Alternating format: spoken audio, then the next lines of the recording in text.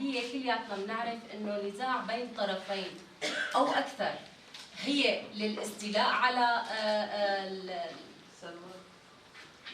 على المناطق الجغرافية أو الثروات الباطنية أو حتى لسوق الصرف، وهي كلها طبعا الحرب لمصالح الدول. دائما للسلطة بتكون هي المصلحة للسلطة، مصلحة السلطة.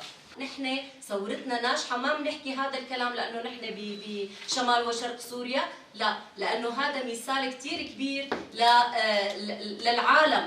الدول العظمى الكبرى عم تفتخر في شيء بشمال وشرق سوريا عم بيصير شيء ناجح.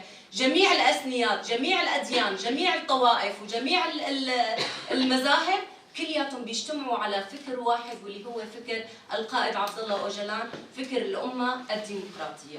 نحن هي ثورتنا هي ثورة المرأة التي قامت في الفترة الأخيرة.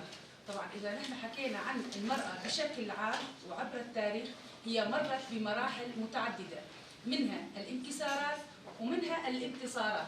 طبعا حسب الدولة القومية المترسخة يعني حطت المرأة إلها مهام خاصة فقط، هي البيت، المنزل، العائلة، يعني أمور محدودة خصصت للمرأة. طبعا هي الدولة القومية لترسيخ أو لتهميش دور المرأة في المجتمع. بكل شجاعة لا لداعش، لا لذهنية داعش التي تحاول من جعل المرأة وسيلة وسلعة أو أداة حتى جنسية أيضا. هذه المرأة بإرادة هذه المرأة وبقوة هذه المرأة نحن أثرنا بالعالم أجمع. أشوف المرأة في أيام سابقة وقت كان الرجل يروح إلى الحرب، المرأة كانت تساعد الرجل، كانت تهتم بالزراعة، كانت مسؤولة تربي الأولاد، كانت مثقفة. وأنا أرى في هذه القاعة نساء مثقفات سياسيات، نخبة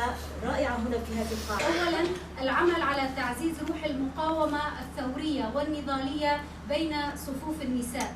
ثانياً نشر كيفية أساليب ومفهوم حرب الشعب الثورية لمواجهة الأنظمة الاستبدادية والدول الاستعمارية. ثالثاً زيادة التوعية الحزبية والسياسية وترسيخ فكر الدفاع المشروع لبناء العائلة الحرة الديمقراطية. رابعاً تمكين المرأة وزيادة وعيها من كافة النواحي وتفعيل دورها في حرب الشعب الثورية. خامساً توعية المرأة بصدد الحرب الخاصة التي تعيق من تقدمها